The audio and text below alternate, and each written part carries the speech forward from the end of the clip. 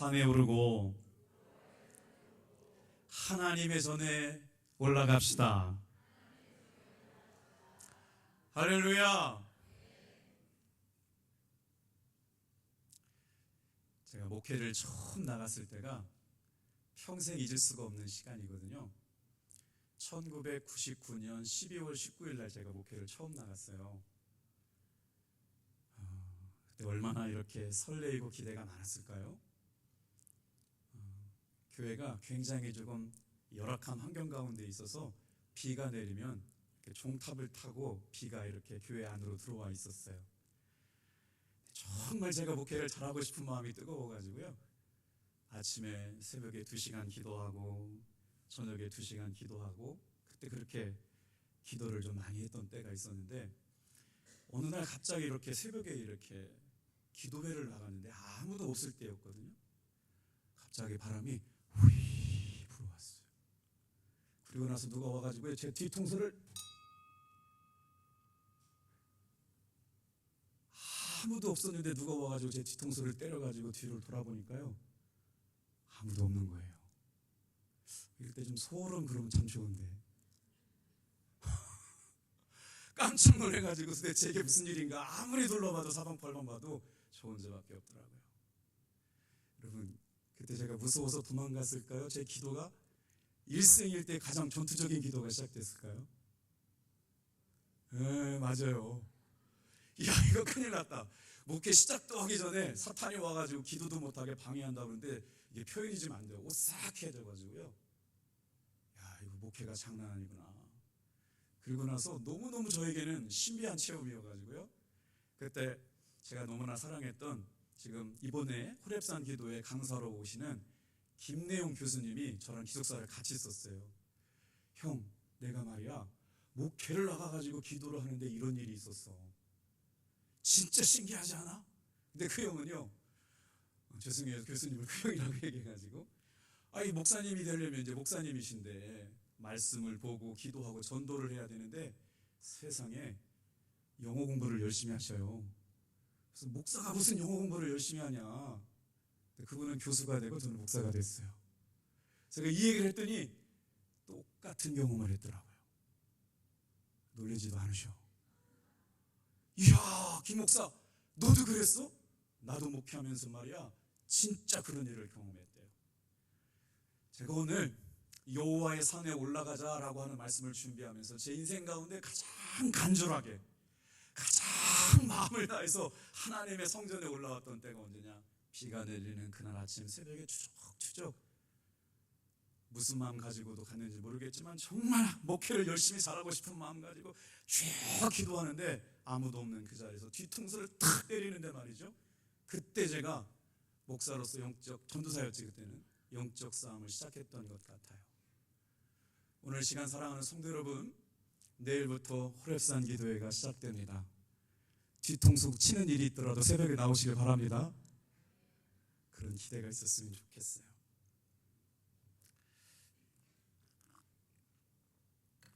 현대 그리스 문학을 대표하는 소설가이자 시인인 니코스 카잔차키스라고 하는 작가가 있어요. 무슨 책을 썼냐면 성 프란치스코라고 하는 책을 썼습니다. 저 책 안에 이런 대화가 나와요. 프란치스코 동료 수사가 있는데 레오 수사가 프란치스코 형제에게 질문합니다. 당신은 다른 형제들에게는 쉽고 평안한 길을 가도 하나님께서 그를 만나주실 거라고 얘기하는데 어째서 당신은 그렇게 고통스러운 산의 오르막길을 오르고 있는가요? 왜 하필 그러면 그렇게 추위와 비와 눈 속으로 걸어가고 있는 것입니까? 이렇게 레오라고 하는 수사가 프란치스코에게 질문했다죠. 프란치스코가 대답했습니다. 레오 형제, 하나님은 항상 추위와 바람과 눈 속에서 나타나신답니다. 그러니 레오 형제요, 그대는 꼭 산으로 올라가십시오. 그곳에서 하나님을 경험할 수 있을 것입니다. 우리 인생을 살아가면서 수많은 문제를 만나고 먹구름을 만나는 일들을 흔하게 경험하고 살아가죠. 그것이 내 문제이거든 아니면 다른 사람을 통해서 내 안에 문제가 생겼든지 간에 우리는 늘 문제를 만나고 살아갑니다. 그런데 오늘 이 시간 이 예배에 와 있는 사랑하는 성도 여러분이 잊지 말고 기억해 주실 은혜가 있어요. 그 구름의 어두운 터널을 지나가는 동안 하나님의 은혜는 계속되고 있음을 믿으시길 바랍니다. 자, 그렇다면 오늘 본문의 말씀에서는 이사야 선지자는 왜 우리를 여호와의 산에 오르고 하나님의 전에 올라가라고 말씀하시는 걸까요?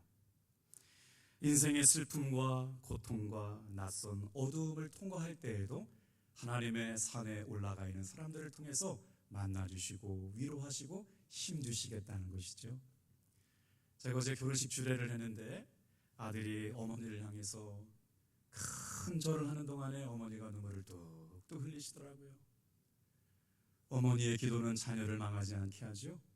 그 사랑을 알았든지 아들도 어머님께 인사를 하며 눈물을 뚝뚝 흘리니까 이제 결혼식을 마쳐야 되는데 갑자기 숙연해지고 가족들도 다 울고 저도 눈물이 나더라고요. 제 아내도 신부가 입장하는 순간에 눈물이 나더래요. 왜냐하면 이제 딸 시집 보낼 때가 가까워져가지고.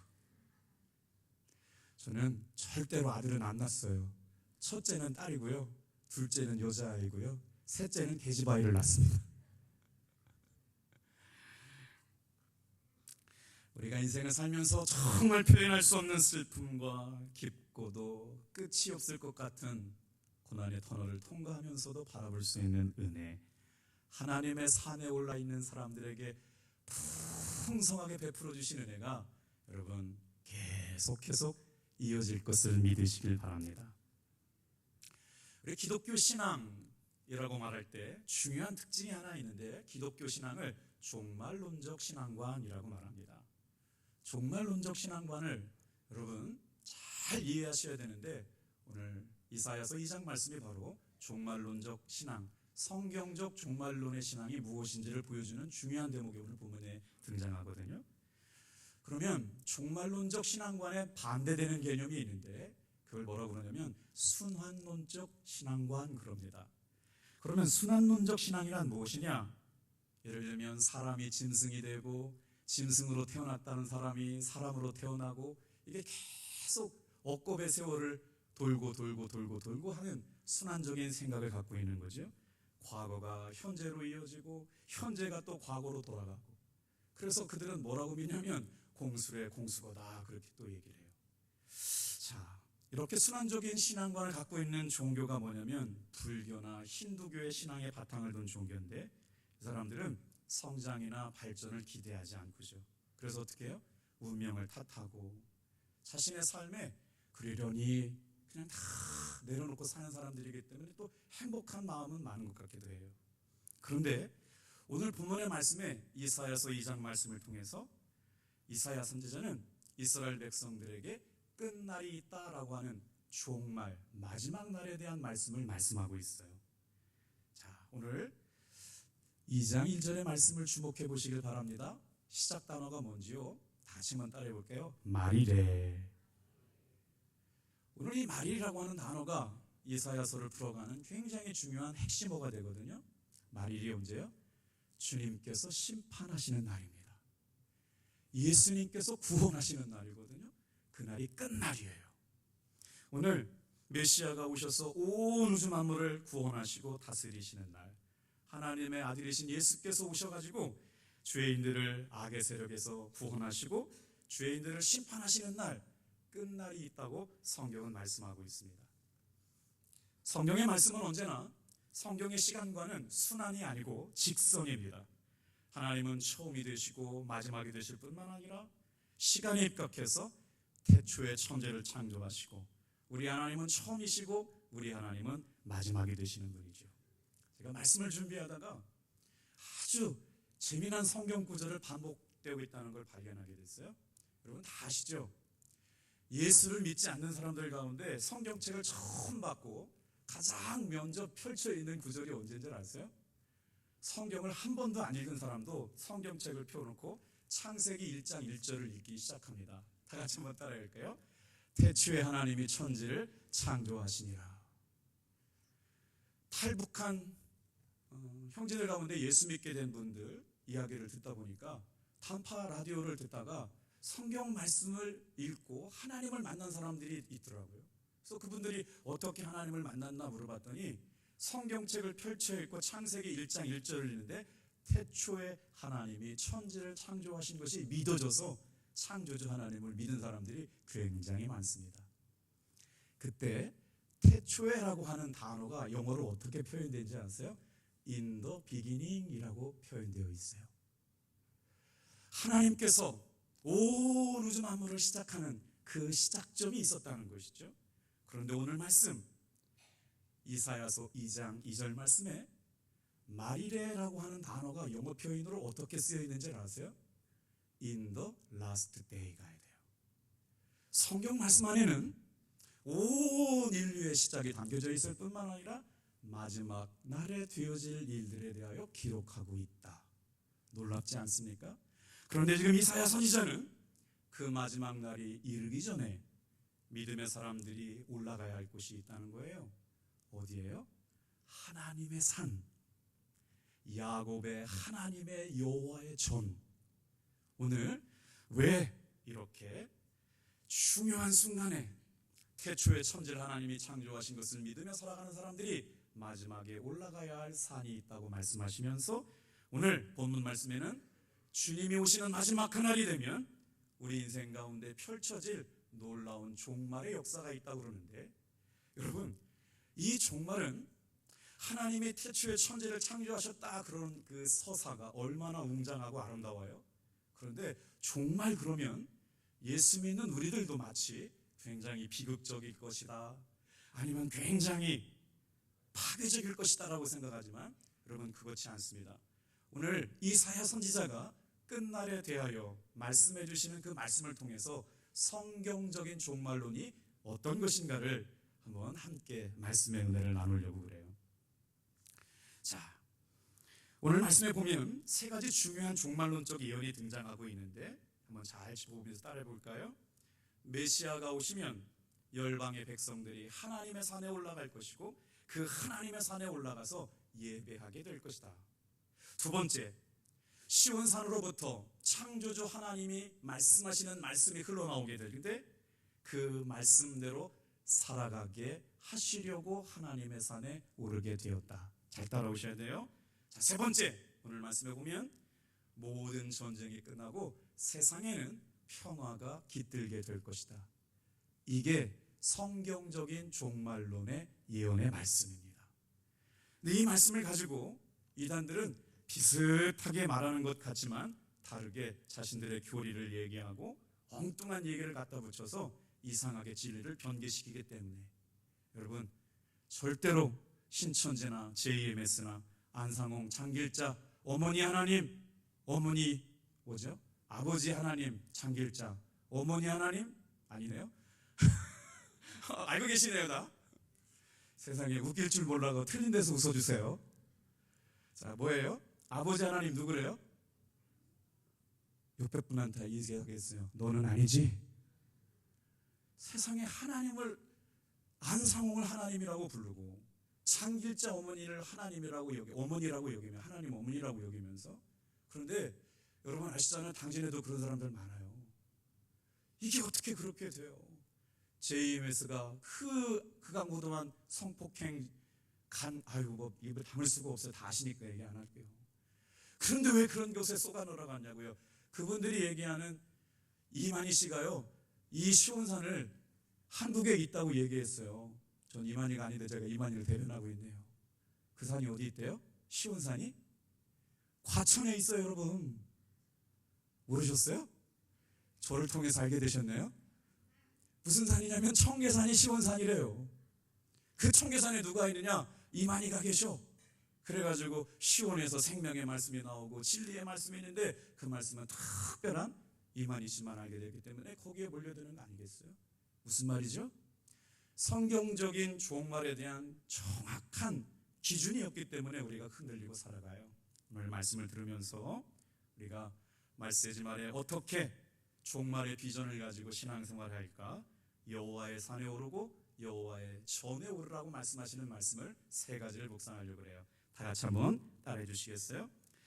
하나님을 예배하는 산에 오르라. 자, 우리 한번 3절 말씀 같이 한번 읽어보겠어요. 좀 긴 절인데요. 다 같이 한번 3절 말씀 같이 읽겠습니다. 시작. 백성이 가며 이르기를 오라 우리가 여호와의 산에 오르며 야곱의 하나님의 전에 이르자 그가 그의 길을 우리에게 가르치실 것이라. 그다음에 우리가 그 길로 행하리라 하리니 이는 율법이 시온에서부터 나올 것이요 여호와의 말씀이 예루살렘에서부터 나올 것이니라. 아멘. 진리의 말씀을 들어야 되는데 왜 시온산 그러면 왜 이만희가 생각나고 청계산이 생각나죠? 여러분 절대로 속지 않게 되길 바랍니다. 그러면 여호와의 산은 어딘가요? 제가 말씀을 준비하다가 자, 우리가 올라가야 할 여호와의 산, 하나님의 산은 어디냐? 여러분 이 산은 오직 따라해 주실래요? 하나님을 예배하는 산입니다. 자, 이 말씀이 어디에 나오냐면 창세기 22장 14절 말씀에 나와요. 그 산이 어디였냐면 100세가 되어가지고 하나님께서 주신 아들 이삭을 모리아 산에 바쳐놓고 각을 떠서 하나님 앞에 제물로 드리려고 했던 그 산이 모리아 산이라고 하는 산인데 나중에 그 산 위에 솔로몬 성전이 쓰게 돼서 그 산을 성전산이라고 부르게 된 것이죠.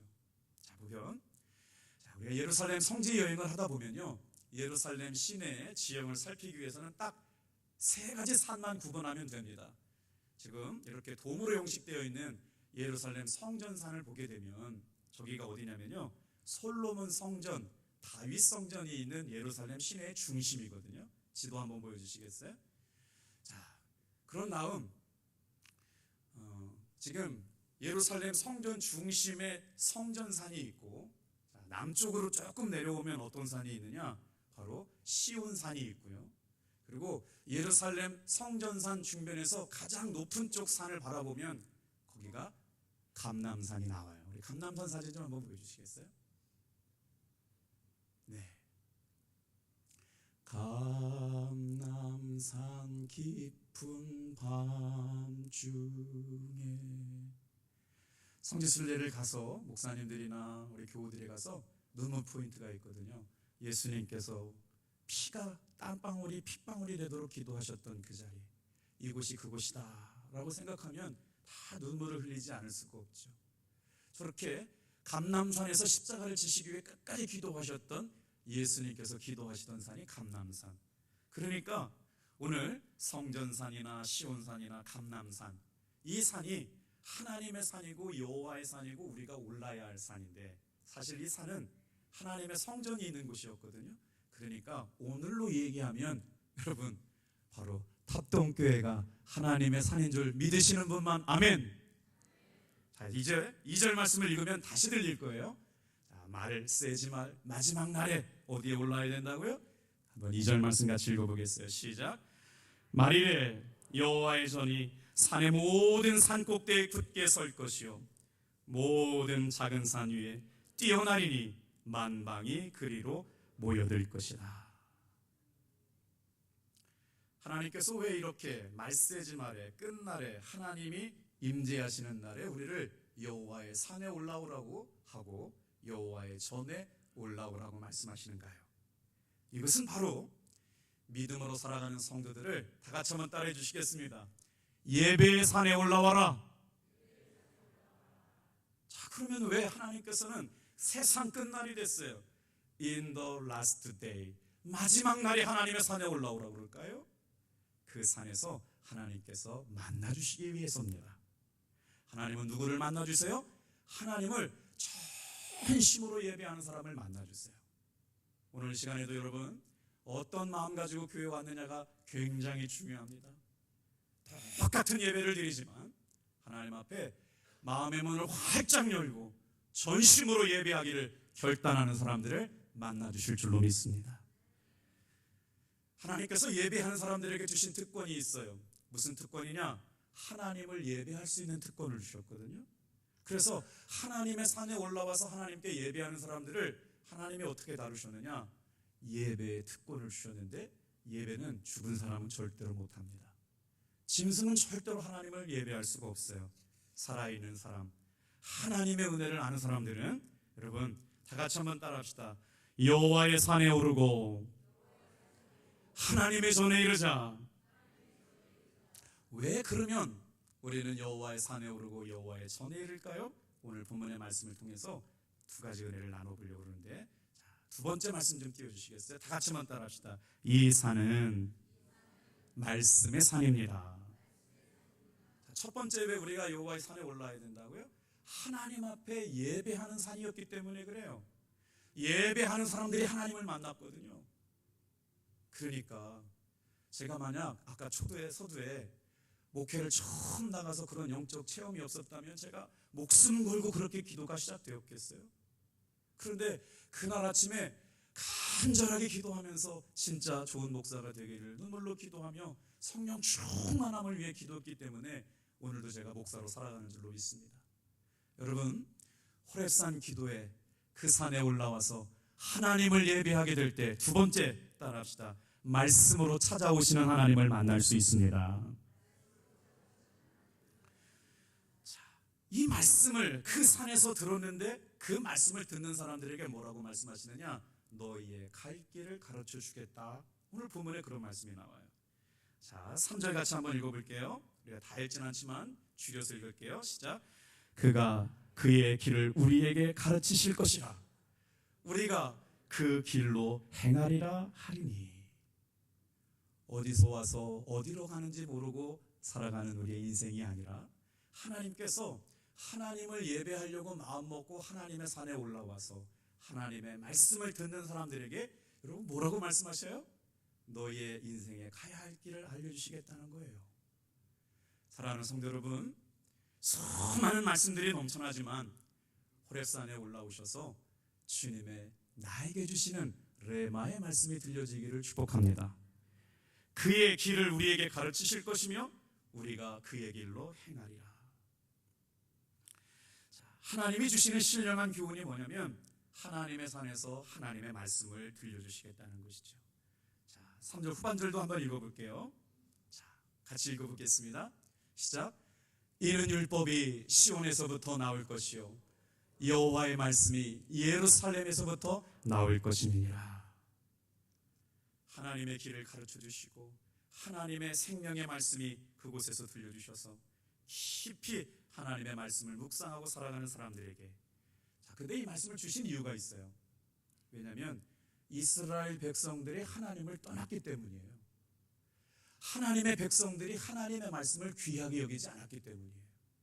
그래서 사무엘서 3장 1절 말씀에 보면 하나님을 예배하지 않고 하나님의 말씀을 귀하게 여기지 않는 사람들에게는 하나님의 이상이 들리지 않아요.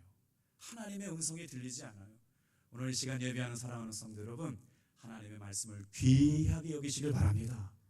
같이 한번 읽어볼게요. 시작. 아이 사무엘이 엘리 앞에서 여호와를 섬길 때에는 여호와의 말씀이 희귀하여 이상이 흔히 보이지 않았더라. 여러분, 예배당 나온 것 굉장히 귀한 일이지만 하나님의 말씀을 마음에 새기고 돌아가시기를 축복합니다. 성전 마당 바닥을 밟고 다니긴 했지만 하나님의 음성이 내 가슴에 새겨지지 않아요. 그리고 나니까 이거 말씀 별로 귀한 건 줄 몰랐어요. 예배가 귀한 건 줄 몰랐어요. 그러다 보니까 어떻게 됐어요? 예배가 멀어지고 예배가 식어지고 말씀이 싫어지고 말씀의 은혜가 사라지게 된 것이요. 그래서 정말 중요한 순간에 어떤 역사가 일어나느냐? 하나님의 말씀이 들려지지 않는 거예요. 여러분, 이렇게 우리가 지금 혹시 호렙산 기도회가 몇 차인지 아세요? 22년 동안 원로 목사님 때부터 시작한 호렙산 기도회가 한 해도 쉬지 않고, 여러분 생각해 보세요. 우리 호렙산 기도회가 22살 됐다고요. 우리 교회 와서 태어난 아이가 신앙생활을 계속했다면 22번 호렙산 기도회를 참석했어요. 어떻게 했을까요? 그곳에서 하나님의 말씀을 들었고 하나님의 살아계심을 경험했고 하나님의 응답하심을 만나게 된 줄로 믿습니다. 제가 이제 담임 5년 차가 됐거든요. 그래서 날마다 해마다 깨닫는 게 있어요. 저는 호렙산 기도에 다 나오는 건 줄 알고 있는데요, 시간이 가면 갈수록 오는 사람만 오더라고요. 올해는요, 사랑하는 성도 여러분, 유치부부터 중고등부부터 청년에 이르기까지 노년에 이르기까지 힘이 있어서 걸어오실 수 있는 분들은 여호와의 산에 오르고 하나님의 전에 오르시기를 바랍니다. 할렐루야. 왜 그렇게 말씀하시고 있느냐? 이사야 선지자가 말씀하고 있어요. 45장 11절 말씀. 너희가 장래일을 내게 물으라. 인생의 수많은 위기 앞에 어떻게 살까요? 어떻게 갈까요? 묻는 이들에게 이사야 선지자가 말씀하고 있는 거예요. 끝날이 오기 전에 여호와의 산에 오르고 여호와의 전에 올라와서 나에게 물어봐라. 내가 대답해 주겠다. 여러분의 인생의 중요한 문제를 사람에게 묻지 않기를 바랍니다. 가장 중요한 문제를 하나님의 말씀에 의지하여 결정하시고 판단할 수 있기를 바랍니다. 이사야서 43장 19절 말씀에 여호와의 성전에 올라오고 산에 올라온 사람들에게 말씀하시는 거예요. 보라, 내가 새 일을 행하리니 이제 나타날 것이라. 너희가 그것을 알지 못하겠느냐? 내가 반드시 내가 광야에서 길을, 사막에서 강을 내리라. 하나님의 성전에 올라와서 기도하는 이들을 향하여, 사랑하는 성도 여러분, 우리 다 같이 한번 따라하겠습니다. 새 일을 허락하여 주십니다. 자, 예수님께서도 말씀하셨어요. 요한복음 14장 6절 말씀에 예수께서 이르시되 내가 곧 길이요 진리요 생명이니 나로 말미암지 않고는 아버지께로 올 자가 없느니라. 여러분, 혹시 어디로 인생을 향하여 가고 있나요? 어디의 길로 들어서고 계신가요? 여러분이 지금 가고 계신 길이 올바른 길인가요? 여러분이 선택한 그 선택이 하나님이 기뻐하시는 선택인가요? 혹시 지금 이 자리에 와 있으면서도 어디로 가야 할지, 무엇을 선택해야 될지 알지 못한다면 하나님의 산 호렙산에 올라와서 주님의 말씀을 듣고 주님이 가르쳐 주시는 길로 향해 가시길 바랍니다. 내가 너희가 갈 길을 가르치리라. 하나님이 가르쳐 주시는 길, 하나님이 보여주시는 길, 하나님이 가게 하시는 길에 순종하기만 하면 그 놀라운 은혜가 우리의 삶에 경험되어지게 될 줄 믿습니다. 왜 우리는 하나님의 산에 오르고 여호와의 전에 올라와서 기도하고 찬양하며 예배해야 할까요? 마지막 말씀이거든요. 다 같이 한번 따라해 보겠습니다. 이 산은 변화의 산입니다. 사실 여호와의 산은요, 하나님의 나라가 이루어지는 모습을 담고 있어요. 그래서 우리 교회가 정말 추구하고 있는 믿음의 완결체, 하나님의 나라, 하나님의 교회는 이런 모습이다라고 하는 걸 담고 있는 거죠. 이 산은 여러분 어떤 산이에요? 하나님을 예배하는 산이에요. 하나님은 언제나 하나님을 전심으로 예배하는 사람들을 만나주십니다. 그 산에서 무엇을 했어요? 하나님께서 들려주시는 나에게 꼭 필요한 말씀을 듣게 됩니다. 그런데 왜 이 산을 변화의 산이라고 말씀하느냐? 사랑하는 성도 여러분, 말씀을 듣는 사람마다 인생이 바뀝니다. 삶이 바뀝니다. 오늘 호렙산을 통해서 22년 동안 21년 동안 역사하셨던 하나님께서 올해에도 우리의 삶을 바꾸고 운명을 바꾸고 인생을 바꿔주시는 일을 경험하고 싶다면 여호와의 산에 올라오시기를 주님의 이름으로 축복합니다. 여러분, 누구나 다 교회 온다고 그런 은혜를 경험하지 않습니다. 무슨 말씀이래요? 교회 나오라고 그러든지 누구나 다 그런 은혜를 경험할 수 없다고요? 여러분, 여기에 집중하셔야 돼요. 요한복음 1장 17절 말씀 다 같이 한번 따라해 주시겠어요? 시작. 율법은 모세로부터 말미암아 주어진 것이요 은혜와 진리는 예수 그리스도로 말미암아 온 것이라. 여러분, 무엇을 놓치고 있었어요? 교회는 다녔지만 말씀과 은혜가 공급되지 않은 이유를 아셔야 돼요.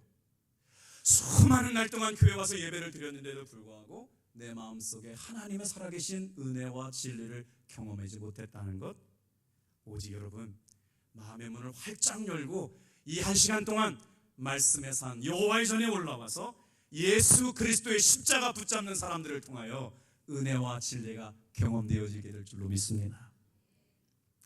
오늘 주보를 보시면서 여러분 마음이 좀 어떠셨어요? 교회 안으로 들어오실 때 어떤 생각이 드셨어요? 저는 정말 기대가 생겨나더라고요. 주부의 우리 목사님이 교회 학교 어린이 선생님들이 탑동 초등학교에 나가서 금요일날 전도를 시작했어요. 중고등부 선생님들이 전도를 나가기 시작하고 아침에 전도 나갔던 선생님들이 저녁에 어젯밤에 토요일 금요일 밤에도 전도를 나가고요. 이제 신성대학교, 여러분 우리 지역에 대학교가 있지 않습니까? 수천 명의 학생들이 있는데 우리 당진 지역에 있는 교회들이 그곳에 가서 복음을 전하지 않고 있더라고요. 그래서 제가 청년들에게 신성대학교를 정복하자, 그래서 찬양하고 예배하고 기도하는 일이 시작되거든요. 놀라운 일 아닙니까? 우리 하나님께서, 여러분, 하나님의 역사를 써가시는 것은 언제나 다수가 아니었어요. 다 같이 한번 따라합시다. 살아있는 영적 소수를 통하여 삶을 변화시키셨다. 사랑하는 성도 여러분, 변화는 복음의 말씀으로 시작됩니다. 오늘 3절의 말씀에 보면 이는 율법이 시온에서부터 나올 것이며 여호와의 말씀이 예루살렘으로부터 나올 것이다. 그래서 하나님의 사람들은 끝날이 오르기 전에 여호와의 산에 올라가야 되는 거예요. 끝날이 임하기 전에 여러분, 여호와의 전에서 말씀을 듣고 변화되는 여러분 되기를 주님의 이름으로 축복합니다. 자, 이렇게 귀한 은혜의 자리에 나온 것, 말씀이 있는 곳에, 은혜가 있는 곳에 저는 믿습니다. 다 같이 한번 따라합시다. 반드시 변화가 있습니다. 왜 여호와의 산에 오르면 변화가 있다는 말씀인가? 세 가지 이유 때문입니다. 다 같이 한번 따라해 보세요. 말씀의 능력이 나타납니다. 오늘 일부 예배 기도해 주셨던 권사님이 이렇게 기도하시더라고요. 제가 오늘 이 말씀을 드리려고 했더니 권사님이 암송하시고 계시대요. 히브리서 4장 12절 말씀이거든요. 여러분, 여호와의 산에 올라오면 어떤 역사가 일어나느냐? 하나님의 말씀을 들을 때 말씀의 능력이 일어날 줄로 믿습니다. 여러분, 같이 읽어볼게요. 시작. 하나님의 말씀은 살았고 운동력이 있어 좌우에 날선 어떤 검보다도 예리하여 혼과 영과 관절과 골수를 찔러 쪼개기까지 하며 또 마음의 생각과 뜻을 감찰하시나니. 사랑하는 성도 여러분, 하나님의 성전에 올라와야 할 이유가 이것입니다. 말씀의 능력을 경험하게 될 줄로 믿습니다. 왜 우리가 여호와의 산에 올라와야 할까요? 다 같이 한번 또 따라해 볼까요? 성령의 역사하심을 경험하게 됩니다. 여러분, 성령님이 활동하시는 무대가 있어요. 성령님의 활동하시는 무대는 여러분 탑동교회인 줄로 믿습니다. 성령님께서 활동하시는 시간이 있어요. 그 시간이 바로 언제 있느냐? 성도들이 함께 모여 기도하는 시간인 줄로 믿습니다.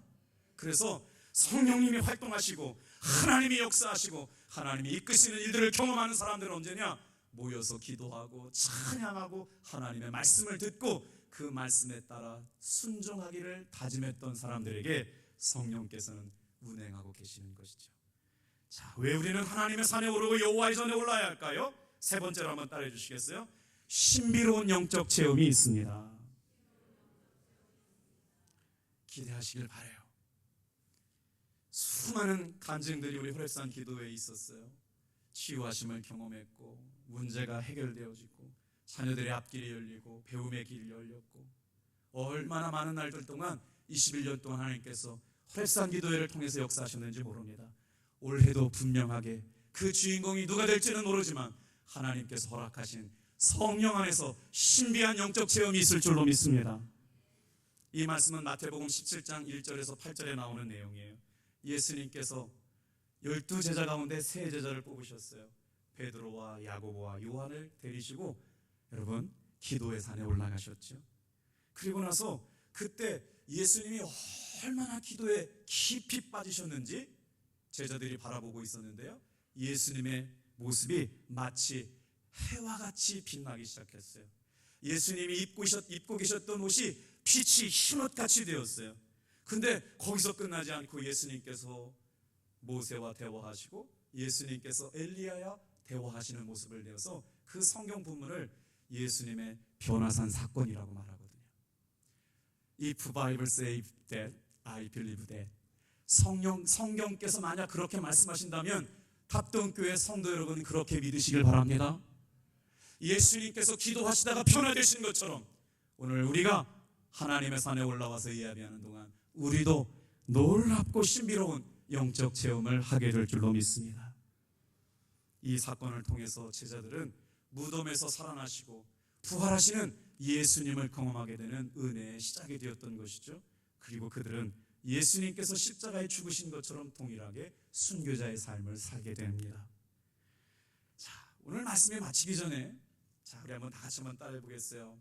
하나님을 예배하는 산, 하나님의 말씀을 듣는 산, 변화가 시작되는 삶, 이 일들이 마지막 날에 일어나게 될 은혜인 줄로 믿습니다. 그런데 오늘 이것이 성경적인 종말론적 신앙관이라고 말씀을 드렸는데 한 가지 더 선물을 드리고 마칠게요. 4절 말씀 읽겠습니다. 자, 시작. 그가 열방 사이에 판단하시며 많은 백성을 판결하시리니 무리가 그들의 칼을 쳐서 보습을 만들고 그들의 창을 쳐서 낫을 만들 것이며 이 나라와 저 나라가 다시는 칼을 들고 서로 치지 아니하며, 다시 한번 따라합시다. 이 산은 행복한 산입니다. 자, 성경적인 종말론의 결론입니다. 파괴적이거나 두려운 것이 아니라 지금 이사야가 환상 가운데 주님이 오시게 되면 이런 일들이 일어날 것입니다 예언하고 있죠. 그리고 나서 그때가 되면 칼을 쳐서 보습을 만든다는 건 전쟁 무기를 더 이상 폐기천분하고 쓰지 않는다는 거예요. 싸우고 죽이고 다투고 그런, 여러분, 전쟁의 문화가 아니라 다시는 칼을 쓰지 않아도 살아갈 수 있는 은혜를 허락하신다는 것이죠. 오늘 이 은혜가 하나님의 은혜를 사모하는 모든 탑동교회 성도 여러분 한 사람 한 사람에게 경험되어지기를 주님의 이름으로 축복합니다. 마지막으로 두 번만 따라하고 마치겠습니다. 여호와의 산에 오르면 고질적인 문제가 해결됩니다. 여호와의 산에 오르면 하늘의 문이 열립니다. 여호와의 산에 오르면 응답의 문이 열립니다. 오늘 저와 여러분에게 이 은혜 주시려고 여호와의 산에 오르고 하나님의 전에 이르게 하신 줄을 믿는 분만 크게 아멘 할까요? 할렐루야. 우리 다 같이 목적도 없이 방황했네, 험한 십자가 능력 있네 라는 찬양이 있어요. 이 찬양 부르시면서 준비하신 예물 하나님 앞에 드릴게요.